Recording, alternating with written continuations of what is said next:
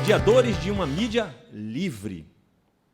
É o tema do jornalista doutorando em comunicação na UNB e coordenador da Rede de Mídia Livre Bahia 1798.org. Com vocês, Pedro Caribé, por favor. Bom, Pedro. Tudo jóia, o microfone é todo seu. Olá. Espero poder, nesses poucos minutos, passar uma mensagem de um pouco de otimismo frente aos desafios que nós temos nesse mundo conectado. Nós já temos diversos conteúdos sendo produzidos no nosso dia a dia. São milhares e milhões de poetas, de fotógrafos, de produtores audiovisuais, todos de informações, de jornalistas. Todos eles estão sendo despejados e colocados nesse mundo que nós podemos chamar de internet. A questão é, como nós acessamos esses conteúdos? Eles chegam a nós no nosso dia a dia? Será que essas plataformas, como Netflix, ou na nossa timeline no Facebook, ou mesmo no Twitter, no nosso e-mail, esses conteúdos estão chegando no nosso dia a dia? E aí que está. Poucos deles têm chegado no nosso dia a dia. E a questão que a gente começa a pensar é, quais seriam as estratégias para se chegar até isso? Para uma mídia que nós podemos considerar livre. Vamos fazer uma pausa nessa fala para falar um pouco sobre o que é uma mídia livre. E falar sobre uma mídia livre significa dizer qual é o nosso conceito, o que é o nosso ideal de liberdade. Durante séculos, da era moderna, a liberdade de expressão foi muito associada pela liberdade de imprensa e pelas discussões sobre propriedade dos meios de comunicação, pelo direito de respostas, de formas mais contemporâneas, como as violações dos direitos humanos, que sempre tiveram presentes na representação dos indivíduos nos meios de comunicação, desde o jornal, desde o cinema, desde a televisão ou o rádio, e até mesmo na internet, porque todos esses modelos vão se reproduzir e continuar no ambiente da internet. A questão é, no mundo que a gente vive hoje, nosso ideal de liberdade, construído e buscado durante séculos, não deu conta, não correspondeu às nossas expectativas. Isso é muito presente no Brasil. A gente passou por anos de governos progressistas ou à esquerda que não conseguiram implementar regulações no âmbito da comunicação, que nós podemos falar que os grandes meios de massa, ou mesmo a internet, eles têm uma diversidade, uma pluralidade de opiniões, que eles respeitam os direitos humanos, que eles dão diversas vozes para o nosso cenário e para uma construção de democracia. E aí uma das questões que a gente coloca é, a gente precisa revisar qual é a nossa ideia de liberdade. E aí eu trago a questão da liberdade condicionada, que é um tema muito utilizado pelos historiadores. O que acontece no Brasil em boa parte do século XIX, por exemplo? A gente já tem uma grande parte da população negra, em sua maioria, já entrando em condição de liberdade. Porém, a todo momento, vocês poderiam imaginar que essas pessoas poderiam voltar à condição de escravidão ou mesmo não terem os seus direitos respeitados como libertos, de fato. Seja na participação política, seja na cidadania, seja no cotidiano, até entrar nos locais, como um cinema, num café. E por que isso acontece? Porque a gente tem uma situação que posso chamar de liberdade condicionada. Isso, na justiça, quem acompanha o noticiário policial ou que teve algum parente que passou por essa situação, deve imaginar o que é uma liberdade condicional ou condicionada. É quando alguém pode usufruir de certo nível de liberdade desde que corresponda a determinadas regras. E é isso que acontece no mundo de hoje e que permaneceu. A gente não enfrentou essa situação ambígua de liberdade dessas populações no país e no mundo. A experiência negra brasileira ela não é tão peculiar quanto se possa imaginar. Ao contrário, ela é muito comum com todos os negros da diáspora, do todo o continente transatlântico, e também muito comum com vários povos em situação de vulnerabilidade social no mundo, de opressões ou grupos historicamente discriminados, sejam eles minorias quantitativas ou minorias do ponto de vista dos direitos e da participação de um Estado-nação. Então, essa liberdade condicional é uma raiz que a gente precisa enfrentar e repensar. Por quê?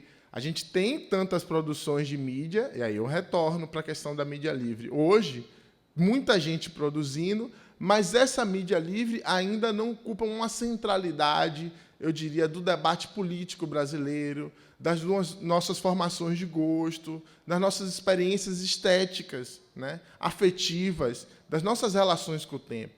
E aí a gente pensa, como é que a gente vai chegar? Como é que a gente vai conseguir furar esse bloqueio dessa histórica liberdade condicional? Vamos para as experiências daqueles que sobreviveram por séculos, né? Se a gente pegar o conceito de quilombo, a ideia de quilombo, é uma ideia que não está congelada no tempo. São povos que sobrevivem, que se organizam de formas econômicas e que reproduzem seus modos de vida, mesmo numa situação de extrema opressão e influenciando o poder político e econômico tido como central também. Se a gente pegar os povos indígenas, nações com culturas milenares que sobreviveram no nosso país, as mulheres, por situações de opressões diversas nas suas casas, e elas conseguiram reproduzir e dar continuidade a seus modos de vida durante séculos, mesmo com tanta opressão. Então, vamos buscar nessas experiências que estão muitas vezes ligadas a uma noção de território, de espaço, de compartilhamento, de solidariedade entre pessoas em comuns. Então, o primeiro passo para a gente construir uma mídia livre, a meu ver, é que esses mediadores busquem no nosso cotidiano, no nosso dia a dia, experiências de expressão de mídia livre. Se você parar por um minuto, juntar com 10 amigos, 20 amigos, seus colegas de sala, ou mesmo seu irmão, seu vizinho, sua esposa, você vai perguntar a ele, o que é que você tem de bacana, o que é que você conhece, que eu não conheço? Alguém que escreve um poema, alguém que produz um vídeo, algum site, e aí você vai juntando com essas pessoas e você já vai ter um ambiente fantástico. Então, o primeiro passo é ouvir o vizinho, ter solidariedade entre aqueles e buscar um espírito comunitário, buscar um espírito de solidariedade entre essas iniciativas. E esse foi o primeiro passo que a gente realizou no projeto Bahia 1798, que é um mapeamento de mídia livre na Bahia. Nós procuramos ativistas sociais, pontos de cultura, jornalistas, pessoas que fazem parte de um ambiente de luta por igualdade racial, por direitos humanos, por luta sindical, e buscamos quais são as referências em todo o estado da Bahia do que vocês consideram como a mídia que representa os seus anseios. E a gente chegou para uma enormidade. A gente tem, na Bahia, eu poderia dizer, mais de 400 já catalogadas expressões que nós podemos chamar de mídia livre. Aí eu continuo. O que é que seria exatamente essa mídia livre? Vamos para o nosso tempo. Temos uma experiência histórica, mas temos também as situações que a gente vive no presente e como elas dialogam com o passado e também têm suas singularidades. Um primeiro elemento para se encontrar uma mídia livre na nossa situação no Brasil, por incrível que pareça, são aquelas que não trazem o jornalismo sanguinário. É muito comum, em qualquer cidade do interior da Bahia, em qualquer cidade, em grande cidade também, todo esse modelo do jornalismo policialesco ter se reproduzido. São muitos sites, são muitos blogs, são muitas páginas de Facebook e agora de perfis no YouTube, até mesmo no Instagram, que se baseiam em levar o corpo negro e construir a sua parte imaginária do genocídio racial que a gente enfrenta no Brasil. Essa é a face mais comum de uma imprensa, mesmo nos lugares menores. Então, esse é um primeiro passo para a gente ter uma referência. Quem não está dialogando com essa reprodução do genocídio racial, dialoga com a questão de liberdade. Qual que seria um segundo ponto? A gente buscar uma diversidade cultural. Tudo bem, não se trata de que você gosta de forró, ou que você gosta de rock, ou dar um gosto elitizado pelas suas referências de mundo, o que deve ser livre, o que deve ser diverso ou plural ou não. E sim buscar iniciativas que não estejam envolvidas com dentro de uma indústrias de construção de shows, de pagamentos de jabás em rádios, etc. Não se trata de escolher um sertanejo ou não, mas aquele sertanejo que não esteja dentro desse sistema. Vamos dar ouvido a essas pessoas, vamos fazer com que eles se desenvolvam, cheguem a outras pessoas, sem passar por essa mediação das grandes empresas, sem passar pelo jabá, sem passar por festas fechadas, que não permitem que a maioria da população esteja presente, porque é caro para entrar. Um terceiro ponto para a gente pensar uma mídia livre, por incrível que pareça, é o simples fato de produzir conteúdo. Parece paradoxal, eu estou falando de mediadores de conteúdo e estou falando é preciso valorizar a produção de conteúdo. São funções diferentes dentro do processo midiático. Uma é o que media, o outro é o que produz. E nesse o que produz é preciso ter informação própria, é preciso investigar. A gente tem uma grande cultura de reproduzir releases de assessorias de políticos, de assessorias de empresas. Então, a gente vai ter uma enormidade de expressões midiáticas que são reproduções de release, e a gente não tem um simples fato de apuração. Quando você produz a sua própria informação, né, tudo bem, na fotografia isso já é mais visível, no audiovisual já é visível também quando você produz seu próprio conteúdo. Mas isso para o jornalismo, principalmente, para a produção de informação textual e no âmbito da informação. Como o hábito de produzir significa também o hábito de ter autonomia. Produzir sua própria informação hoje é um enfrentamento na sociedade que a gente vive. Um quarto ponto, eu diria, é não estar envolvido no âmbito do coronelismo midiático ou das grandes empresas de comunicação. Tudo bem, você tem um blog bacana, tem informação bacana, mas ele está presente num grande grupo empresarial, no UOL, ele está presente no Correio. Nada contra, muito bacana, espero que continue sua opinião vazando pelos grandes meios também. Mas é preciso buscar produtores de informação que não estejam associados a esses grupos que vão concentrando cada vez mais a publicidade, concentrando os acessos e colonizando o nosso ambiente da internet, reproduzindo as mesmas práticas das mídias que ficaram séculos, né, sendo construídas na era moderna. Feito esse processo de mapeamento, que pode ser feito por qualquer um no seu dia a dia, a gente tem um terceiro passo, né, que é construir uma plataforma que a gente disponibiliza essas iniciativas na Bahia, que é o bahia1798.org. A gente construiu também uma plataforma voltada só para audiovisual, porque existe muita produção audiovisual baiana no Vimeo, no YouTube, nessas plataformas gratuitas, inclusive longas-metragens, históricos, produções novas, YouTubes, webséries, clipes. Mas a gente só consegue acessar essas iniciativas se elas aparecem na nossa timeline, ou se alguém, por acaso, envie. Então, a gente está buscando aumentar essas referências, ter conteúdo baiano disponibilizado na internet para que todos possam, em algum momento, se alimentar disso, inclusive para colocar no seu site. Se você é um jornalista, você tem um site no interior, em vez de você ficar colocando notícia do G1, só notícia do UOL, você também vai ter, nessas referências da Bahia, de pessoas que produzem sobre sua realidade, de forma mais próxima, também esse modelo.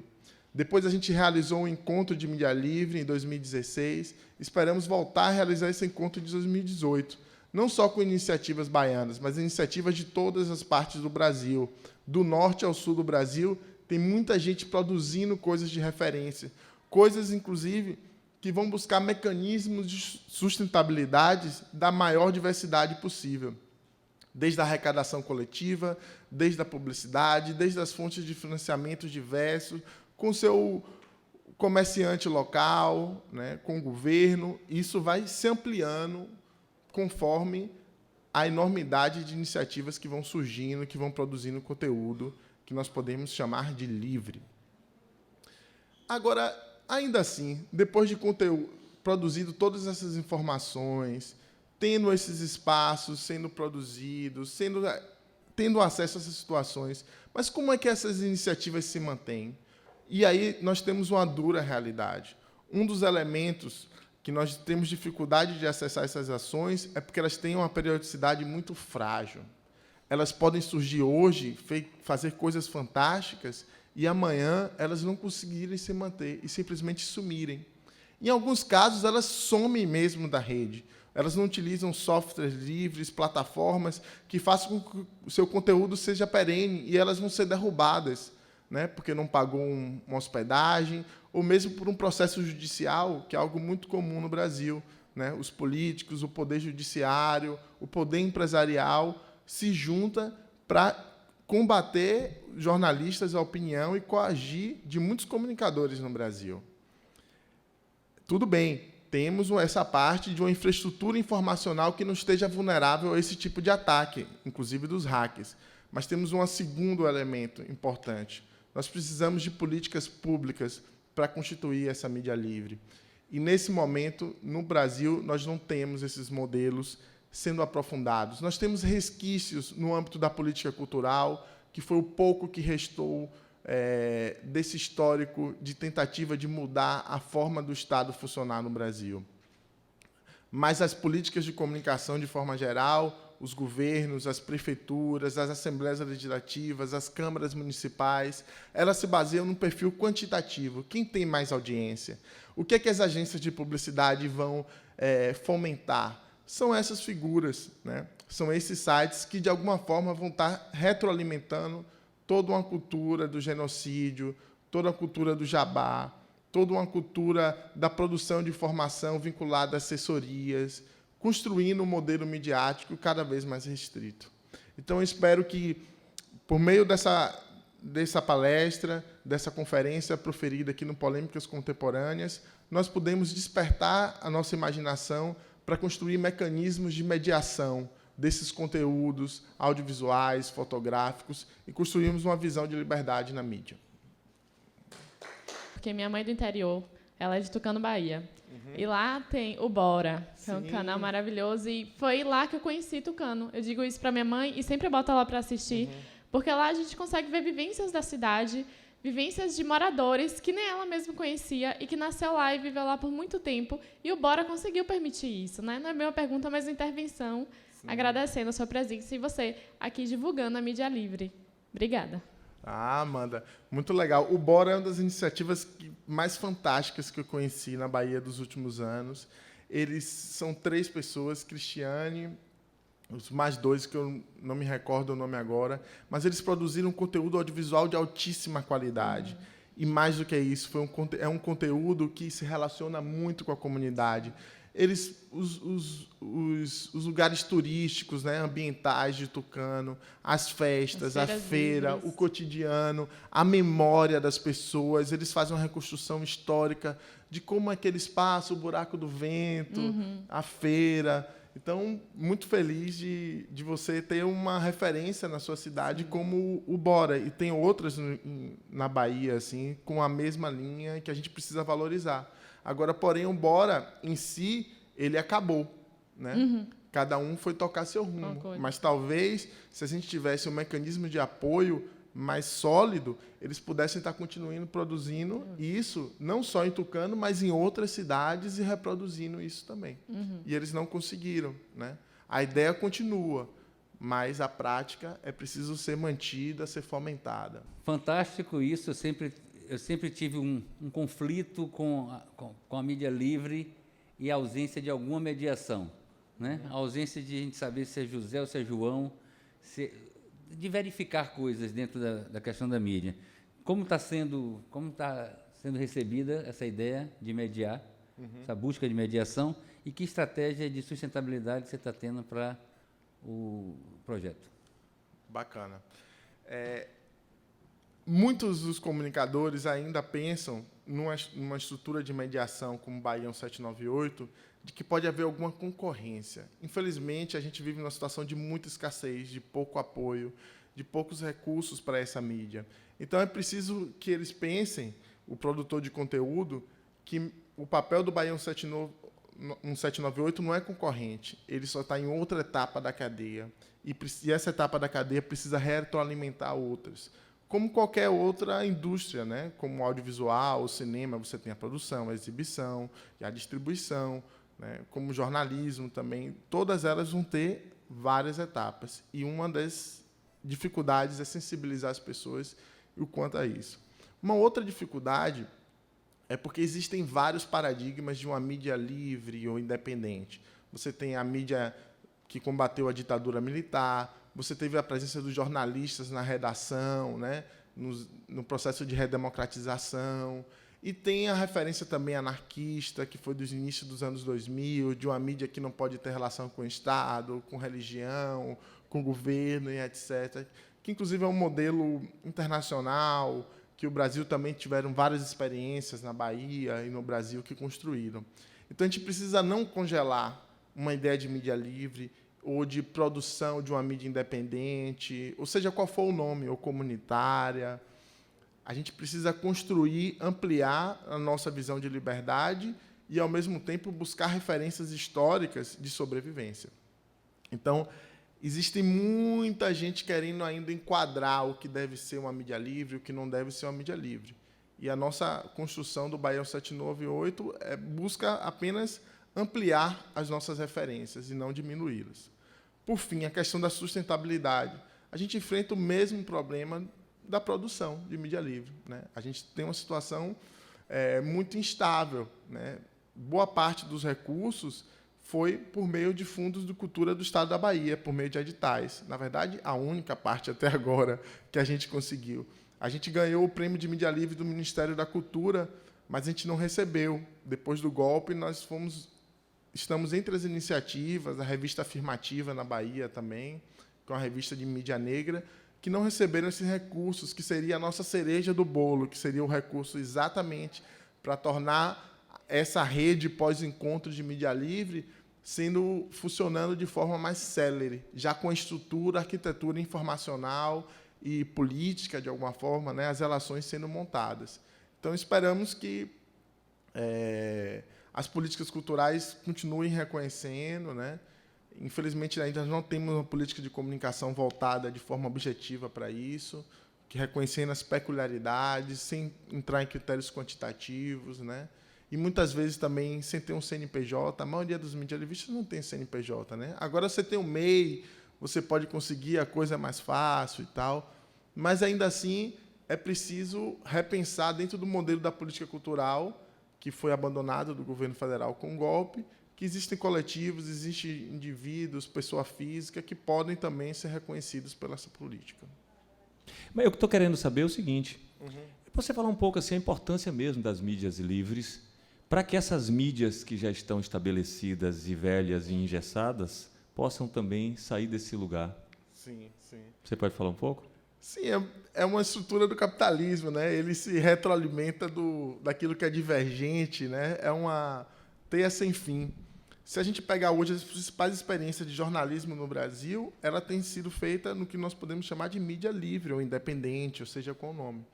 Por exemplo, no encontro de mídia livre passado, a gente trouxe a Lupa, que é uma agência de checagem de dados fantástica. Logo depois, foi em 2016, meses depois, eles já estavam fazendo consultorias e parcerias com todos os grandes portais e jornais do país para checagem de opinião política. Se a gente pegar a agência pública, o que ele produz de informação, de investigação, também se torna referência e vai pautando outras mídias, né? Então, há um sistema de retroalimentação. Se nós tivéssemos, talvez, uma elite no Brasil um pouco menos egoísta, não que as elites em outros lugares sejam boazinhas, mas a nossa é um pouco atrofiada. Ela pensa apenas em si, né, e se relacionar com fora, e sugar tudo que está ao redor, não nascendo nenhum capim ao que está perto dela. Se a gente tivesse uma mídia, por exemplo, regional, que pensasse que a produção de conteúdo local retroalimenta, muitas vezes, o grande produtor, um sistema capitalista, aí talvez a coisa possa ser até mais interessante, mas ainda não. Ela pensa em si, sugar todos os recursos, é um modelo muito concentrado de comunicação, que tem a ver também com a tradição política, né? De você só ter uma enunciação política na nossa sociedade. Então, por causa da política, em grande medida, né, não só por causa dela, mas em grande medida por causa dela, não se abrem possibilidades de outras opiniões.